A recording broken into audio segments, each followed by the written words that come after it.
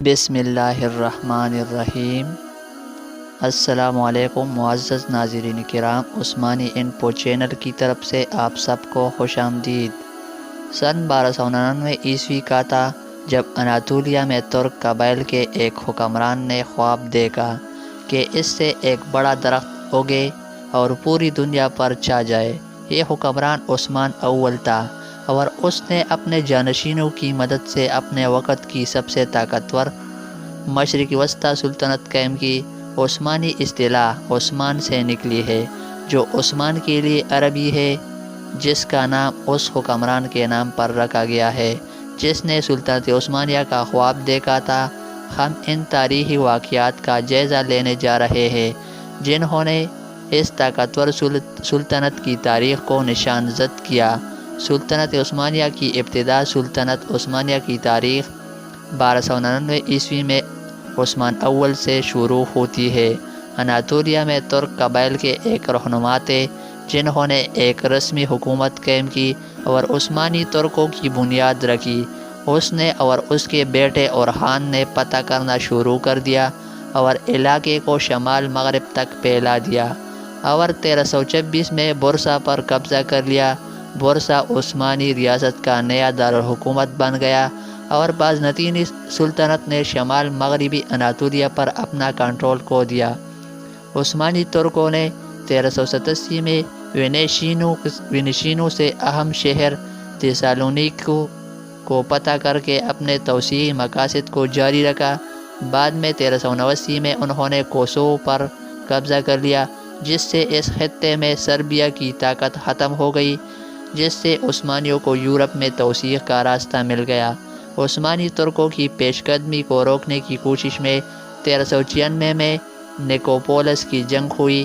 عثمانی جنگجو اس میں فتح ہوئے، جسے قرون وسطی کی آخری بڑے پیمانے پر صلیبی جنگ کہا جاتا ہے۔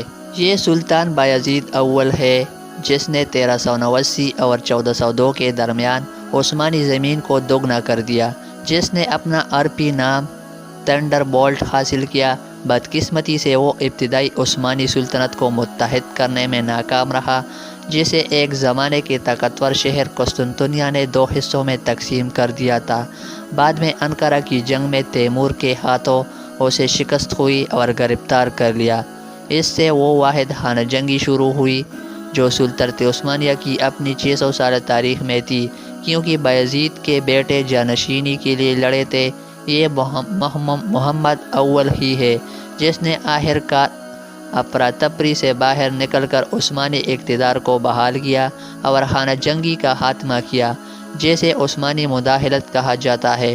1440 اور 1450 کے درمیان محمد کے بیٹے مراد دوم نے انقرہ کی جنگ میں کھوئی ہوئی زمینوں کو دوبارہ حاصل کیا۔ اس نے کروسیڈ آف ورنا کی آخری جنگ میں ہنگری کے بادشاہ کی متحدہ فوجوں کو شکست دی اور بعد میں 1448 میں کوسوو کی دوسری جنگ میں اپنی زمینوں پر حملے میں بھی فتح حاصل کی۔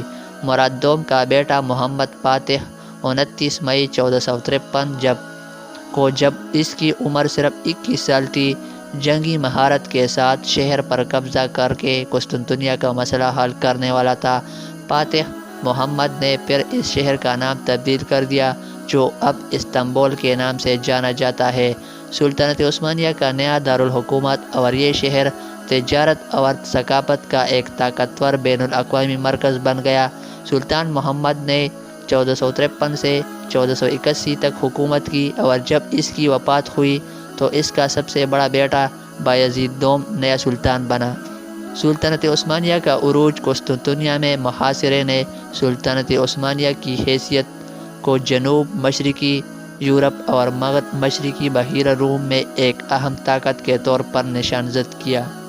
آرتھوڈوکس سرپرستوں نے وینیشین حکمرانی پر عثمانی حکومت کو تسلیم کیا اور یہ عثمانی سلطنت کے عروج کا صرف آغاز تھا۔ یہ 15ویں اور 16ویں صدی کے درمیان تھا جب سلطنت عثمانیہ نے اپنی سب سے بڑی فتوحات اور توسیع کی تھی۔ سلطان سلیم اول کی حکومت میں 1517 تک سلطنت عثمانیہ نے بہت کم عرصے میں مصر، شام، عرب اور فلسطین کو فتح کر لیا۔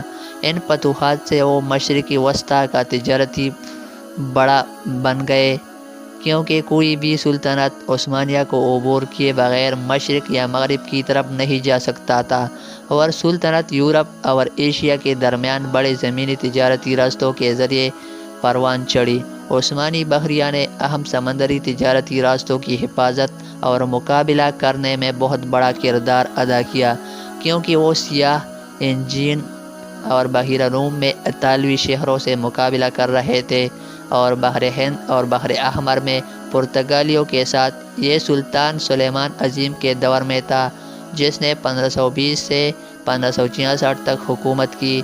سلطنت عثمانیہ اپنی شان و شوکت کے عروج پر پہنچ گئی۔ وہ سلیم اول کا جانشین تھا اور اس نے سلطنت کی تاریخ پر بڑا اثر ڈالا۔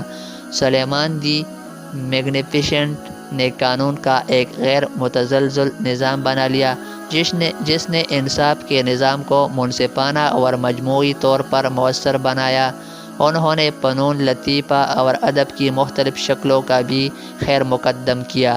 اس کے علاوہ اس نے اپنی سلطنت سے ہر سمت میں 13 چھاپہ مار مہمیں چلائی۔ اس نے 1526 میں محاکس کی جنگ جیتنے کے بعد موجودہ ہنگری اور دیگر وسطی یورپی علاقوں میں عثمانی حکمرانی قائم کی۔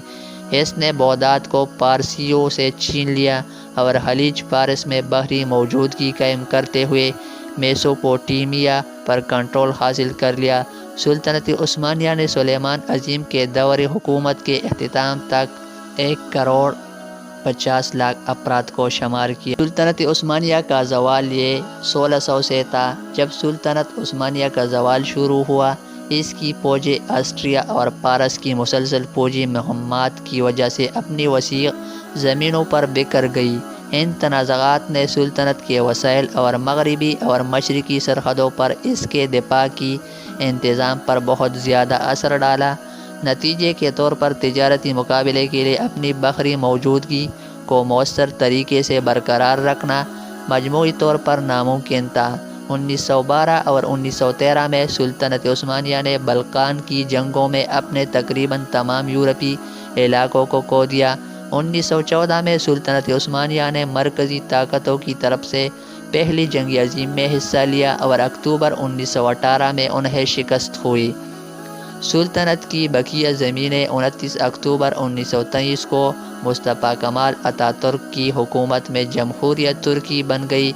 آخر میں سلطنت عثمانیہ نے 600 سال سے زائد عرصے تک حکومت کرنے کے بعد ایک شاندار میراث چھوڑی۔ ان کے شاندار فوجی غلبہ اور جدت، نسلی تنوع، مذہبی رواداری اور ان کے اب بھی قائم پن تعمیر کے کمالات کے لیے ہمیشہ یاد رکھا جائے گا۔ اگر آپ کو یہ ویڈیو پسند آئی ہے تو مزید ایسی ویڈیوز دیکھنے کے لیے ہمارے یوٹیوب چینل عثمانی انفو کو سبسکرائب کرنا اور ساتھ ہی گھنٹی کے نشان کو دبانا نہ بھولیے۔ ہمارے یوٹیوب چینل پر آنے کا شکریہ۔ والسلام۔